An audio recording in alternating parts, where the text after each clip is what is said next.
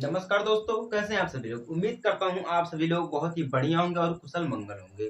तो स्टार्ट हो चुका हमारा है क्लास 10 का चैप्टर नंबर 3, जिसका नाम है दो चर वाले रैखिक समीकरण। ठीक है, हिंदी में हम इसको दो चर वाले रैखिक समीकरण बोलते हैं। ठीक है, और हम इंग्लिश में इसको बोलते हैं pair of liner equation in two variable. समझ में आ गया। चलिए, इसको समझाने से पहले मैं आपको कुछ उदाहरण दे देता हूं, ताकि आप अगर उदाहरण समझ ले जाते हैं तो आपको आगे चल के और कोई दिक्कत नहीं होगी समझने के लिए पॉइंट्स को। ठीक है, तो सबसे पहला हमारा उदाहरण है, मान लीजिए उदाहरण मान लीजिए हमारे पास दिया है संख्या 2x plus 3y equal to 5। ये संख्या दी है। अब सबसे पहली चीज क्या होती है, अगर हम ये समझना कि दो चर वाले रैखिक समीकरण युग्म होते हैं तो कैसे होते हैं, उसके लिए क्या करना होता है जानते हैं। LHS equal to RHS। इसका मतलब समझ रहे कि नहीं आप सभी लोग। इसका मतलब ये है कि राइट हैंड साइड और लेफ्ट हैंड साइड, यानी कि दायां पक्ष और बायां पक्ष आपस में दोनों बराबर जब हैं, तब हमारा क्या है, दो चर वाले रैखिक समीकरण युग्म कहलाते हैं। ठीक है, अगर दायां पक्ष और बायां पक्ष दोनों सेम है, बराबर है। ठीक है, तो मैं एग्जांपल दे रहा हूं आपको, ध्यान से देखिएगा, समझिएगा। मान लीजिए हमारे पास एक संख्या ये दी गई 2x plus 3y equal to 5। अब मान लीजिए अगर हम x की जगह पे 1 रख दें और y की जगह पे 1 रख दें, तो हमारा क्या हो जाएगा, 2 1 हो जाएगा प्लस 3 1 हो जाएगा इक्वल टू 5 हो जाएगा। ठीक है, अब 2 का गुणा हम 1 में करेंगे तो हमारा 2 आएगा। ठीक है, प्लस करेंगे। 3 का गुणा हम 1 में करेंगे तो हमारा 3 आएगा, बराबर में 5 हो जाएगा। ठीक है, ये इक्वेशन आ गया है। ये हमारा किस रूप में, मान लीजिए हमारा है LH से है। ठीक है, लेफ्ट हैंड साइड। अब यहाँ इसको मैं यहाँ से लिख रहा हूँ LHS, लेफ्ट हैंड साइड। अब मान लीजिए हम यहाँ पे लगा रहे हैं RHS, right hand side.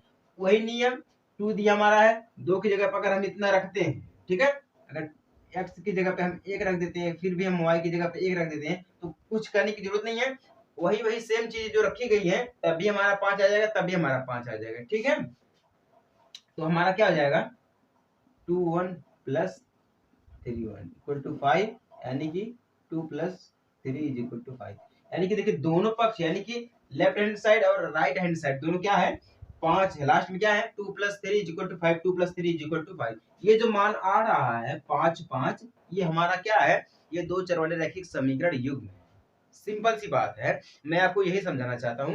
Right hand side and left hand side जब आपस में बराबर हो जाते हैं, एक ही मान जिस प्रकार से दिया गया है 5 5 आ गया है, तो हमारा क्या होता है, दो चर वाले रैखिक समीकरण युग्म। बस सिंपल सी बात है, इससे आगे अब कुछ नहीं बताऊंगा आपको। ठीक है, ये सबसे आखिरी चीज मैं आपको समझा रहा हूँ, सबसे आखिरी चीज समझा रहा हूँ। ठीक है, मेरे कहने से मैं जो बोल रहा हूँ उस पर ध्यान दीजिएगा ना। मैं लिख रहा हूँ, ये तो आपको उदाहरण दे रहा हूँ, लेकिन मैं जो बोल रहा हूँ अगर आप उसको ध्यान से सुनेंगे तो आपको अच्छे से समझ में आएगा। अक्सर आपको यही लोग करते हैं कि मतलब वीडियो को देख लेते हैं, जो मैं बोल रहा हूँ उसको स्किप कर देते हैं, जहाँ पे लिख रहा हूँ उसको देखते हैं, स्किप कर देते हैं मेरी आवाज को। क्यों कर देते हैं, ये मिस्टेक मत करिएगा, ध्यान से देखिएगा। अगर ध्यान दीजिएगा, ये तो हमारा एक इसी के साथ में मान लेता हूँ, इसी के साथ में x बराबर 1 है तो y बराबर मान लीजिए 1 है। ठीक है, तो हमारा वही हो जाएगा, 2 1 हो जाएगा, प्लस में 3 1 हो जाएगा इक्वल टू 5 हो जाएगा, यानी 2 प्लस 3 बराबर में हमारा 5 हो जाएगा।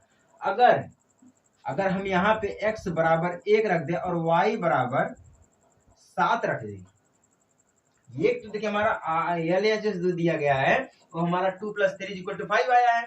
अगर हम x की जगह पे 1 रख दें और y की जगह पे 7 रख दें, यहाँ पे हमारा y की जगह पे 1 है, अगर हम यहाँ पे 7 रख देंगे तो हमारा यहाँ हो जाएगा 2 हो जाएगा, 1 हो जाएगा, प्लस में 3 हो जाएगा, ब्रैकेट में हमारा 7 हो जाएगा इज इक्वल टू 5 हम करेंगे। ठीक है, कितना करेंगे हम, 5 करेंगे, लेकिन 5 होगा नहीं। ठीक है, 5 नहीं होगा यहाँ पर।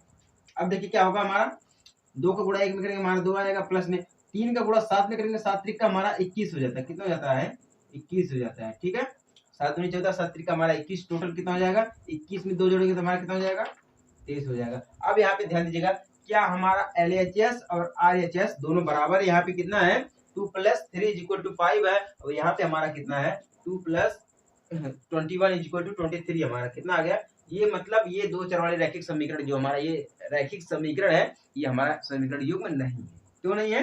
क्योंकि इसके दो देखिए मान जो आ रहे हैं ये अलग अलग आ रहे हैं, डिफरेंट है, डिफरेंट है, एक नहीं है। तो उसी प्रकार से अगर एक है दोनों मान RHS और LHS दोनों बराबर है तो हमारा वो रैखिक समीकरण युग्म है। अगर कहीं पर अलग अलग डिफरेंट हो गया मान में तो वो हमारा रैखिक समीकरण युग्म नहीं। सिंपल सी बात है, ठीक है। बहुत ही आसान शब्दों में हम आपको समझाए हैं, समझ में आ गया है तो भैया फटाफट चैनल को सब्सक्राइब करके और वीडियो को लाइक करके फटाफट शेयर कर दीजिएगा। इससे आगे कुछ नहीं है, शेयर कर दीजिएगा आप सभी को।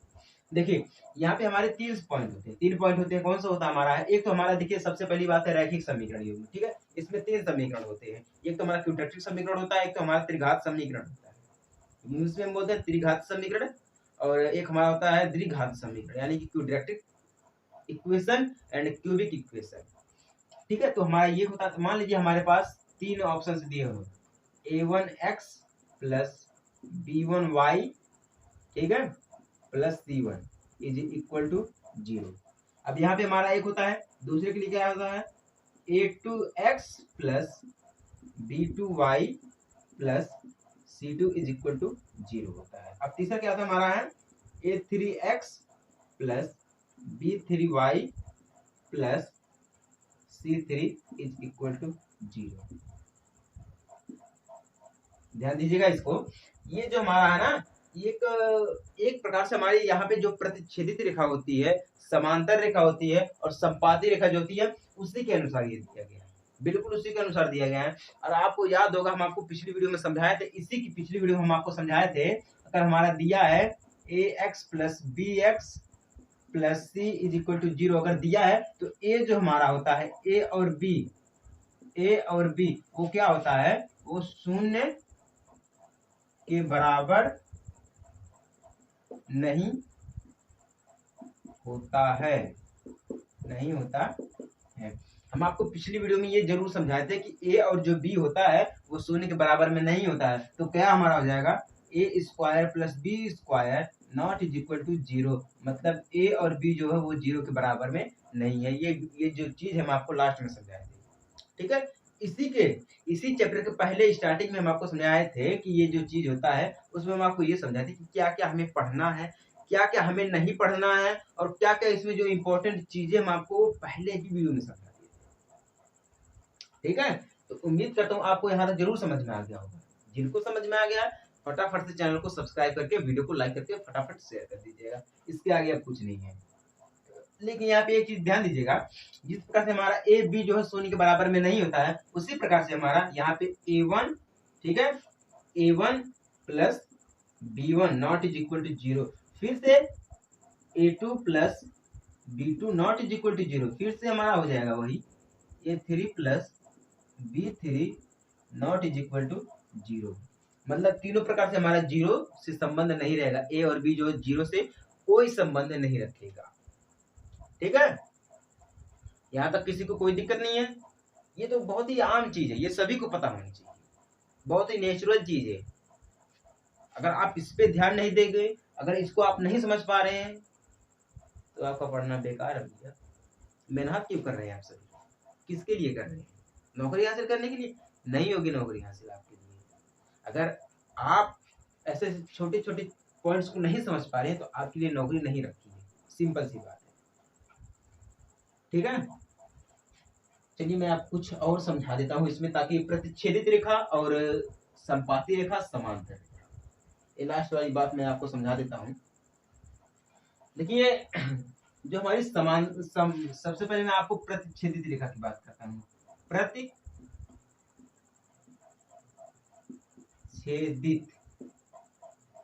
रेखा ये क्या होती है? प्रतिच्छेदित रेखा क्या होती है? सबसे पहले मैं इसका ग्राफ समझा रहा हूँ आपको। देखिए ग्राफ, जैसे कि मान लीजिए एक बिंदु को, ठीक है, एक बिंदु को हम अगर 2 भागों में तोड़ रहे हैं, मतलब 2 रेखाएं उसको स्पर्श करके जा रही हैं, इस प्रकार से एक बिंदु पर जब 2 रेखाएं स्पर्श करती हैं तो हमारा क्या हो जाता है? प्रतिच्छेदित रेखा। क्या हो जाता है? प्रतिच्छेदित रेखा होता है। यानी कि इसी को बोलते हैं, एक बिंदु पर जब एक बिंदु को 2 रेखाएं आपस में टच करेंगी, यूँ समझ लीजिएगा कि एक बिंदु, यहाँ पे एक बिंदु दिया गया है, इसको दो रेखा जो है टच कर रही है, स्पर्श कर रही है, तो ये हमारा क्या हो गया, प्रतिच्छेदित रेखा। एक ही बिंदु को, समझ में आ रहा है क्या नहीं है आप सभी लोगों को? जिनको समझ में आ रहा है भैया वो कर लीजिएगा सब्सक्राइब। सबसे पहली बात मैं आपको समझा रहा हूँ, ठीक है। अब इससे ज्यादा कुछ नहीं, जैसे कि मान लीजिए अगर अब यहाँ पे कोई रेखा दे दी गई हो इस प्रकार से, ठीक है, ऐसे ही करके क्यों ना दे दी गई हो, ऐसे करके दे दी गई हो, फिर ऐसे करके दे दी गई। मतलब कहने का मतलब ये है, सीधी सी बात है कि एक बिंदु को अगर दो रेखाएं स्पर्श कर रही हैं, एक बिंदु को एक ही बार काट रही हैं, तो हमारा समझ लीजिएगा प्रतिच्छेदित रेखा है, प्रतिच्छेदित रेखा है, ठीक है। चलिए ठीक है, अब हम बात करते हैं दूसरी समांतर रेखा की, ठीक है। समांतर रेखा सबसे जरूरी चीज होती है, समांतर रेखा। अभी तो मैं आपको समझा रहा हूँ, ठीक है। इन सभी रेखाओं के आपस में ग्राफ बनाऊंगा, उसके बाद मैं आपको अलग अलग वीडियो में एक एक शब्द को अच्छी तरीके से समझाऊंगा, इसलिए चैनल को सब्सक्राइब करके फटाफट शेयर कर दीजिएगा। समांतर रेखा मतलब क्या हो जाती है, ध्यान से मान लीजिए, इससे कोई मतलब नहीं रहता है, समांतर रेखा से इससे कोई मतलब नहीं रहता है, यूँ समझिए, समांतर होती है, एक समान हो जाती है। जैसे कि ये दिया गया है, ये रेखा हमारी एक समान है, किसी बिंदु को ना टच कर रही है। यहाँ पे मान लीजिए कोई बिंदु होगी, तो किसी बिंदु को ये टच नहीं कर रही, ये समांतर रेखा होती है। इसलिए शब्द से आपको पता चला है, जो मैं बोल रहा हूँ उस पर अगर आप ध्यान देंगे तो आपको समझ में आएगा। समांतर रेखा मतलब समांतर, बिल्कुल समान होती है। समांतर, यहाँ पे देखिए समांतर दिया ना, तो यहाँ से निकालेंगे समा प्लस अंतर, समा प्लस अंतर यानी कि समांतर हो गया ना, समांतर। तो वही बात है, यहाँ से हम समा निकालेंगे तो हमारा समा हो जाएगा, अंतर तो इसमें आप देख ही रहे हैं, समा हो गया। ये मान लीजिए दोनों रेखाएं क्या है, समा है। अब यहाँ पे देखिए ये रेखाएं भी समा है। अब इसमें देखिए क्या है, इन दोनों में ज्यादा अंतर, डिफरेंट ज्यादा है, क्या हो गए, जब इसमें अंतर होगा तो हमारा क्या हो जाएगा, ये रेखा मान लीजिए समा, ये हमारी समा है, ठीक है। इसमें अंतर देखिए कितने का है, मान लीजिए दो का अंतर है, तो ये जो जो दो दिख रहा है ये अंतर, यानी क्या हो गई हमारी समांतर रेखा होगी। लाइन्स को आप जानते हैं, समांतर रेखा हो गई है, ठीक है।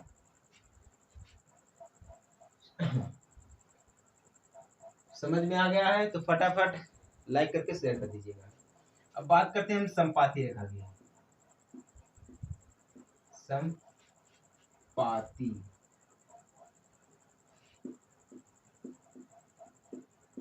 रेखा।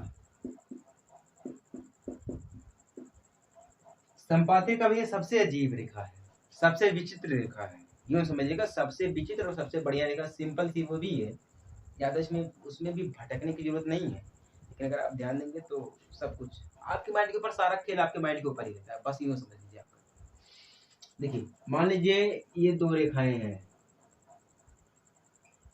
थोड़ा बड़ा बना रहा हूं, तो मान लीजिए हमारे पास दो रेखाएं हैं, ठीक है।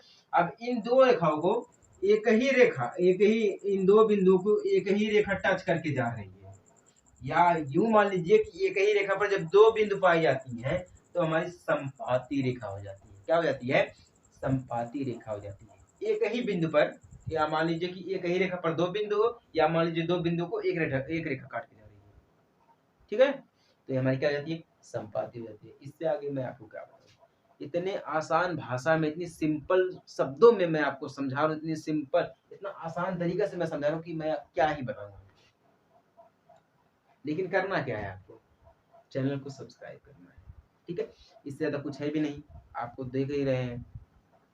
अब मान लीजिए एक चीज हम आपको और समझा रहे हैं, इसमें बहुत इंपॉर्टेंट चीज वो भी है, जरा ध्यान से देखिएगा। अब जैसे कि हम आपको स्टार्टिंग में ही समझा दिए थे कि हमारा LHS इक्वल टू RHS, ये दोनों हमारे सेम होने चाहिए, ठीक है।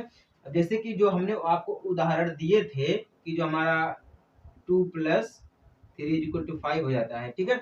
ये x = 1 मानेंगे हम, y = 1 मानेंगे, ठीक है, तब भी हमारा क्या हो जाएगा, इक्वल टू 2 + 3 = 5 हो जाएगा, ठीक है। अब यहाँ पे देखिए जो हमारा x दिया है और y दिया है, तो हम क्या मानेंगे, ये जो हमारी बिंदु रहेगी, कोई भी बिंदु रहती है, समांतर रेखा ये दर्शाती है कि जो निरूपित करती है वो एक ही बिंदु पर है। कैसे एक ही बिंदु पर है, जैसे मान लीजिए बिंदु हम लिख रहे हैं, बिंदु 1 1 दिख रहा है आपको कि नहीं, एक और एक का मतलब ये क्या हो जाता है, ये दोनों हमारी जो रेखाएं हैं ये निरूपित करती हैं ये सही रेखा पर जा रही हैं। कौन सी रेखा पर है, ये जो रेखाएं बन रही है ना ये सत्य रेखाएं बन रही है। तो ये जो बिंदु है वो एक ही रेखा पर मौजूद है और वो रेखा क्या, वो रेखा सत्य है, यानी कि x इज इक्वल टू 1 है, हमारा y इज इक्वल टू 1 है, अब हमारी रेखा हो जाती है। लेकिन अगर हमारा यहाँ पे बिंदु दे दिया गया 1 दे दिया गया और 7 दे दिया गया, यानी कि हमारा x हो गया और ये हमारा y हो गया, जिस प्रकार से हम आपको दूसरे एग्जांपल में समझाते हैं। ठीक है, तो ये हमारा निरूपित करता है ये हमारी जो इक्वेशन बन रही है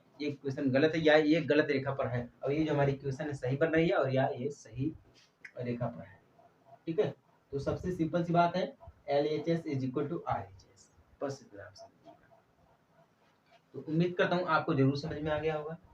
समझ में आ गया तो भैया सब्सक्राइब जरूर कर लीजिएगा, ठीक है, लेकिन शेयर करना ना भूलिएगा। ठीक है, तो मिलते हैं आपसे हम आप अगले वीडियो में और छोटे से ब्रेक के बाद, तब तक के लिए जय हिंद।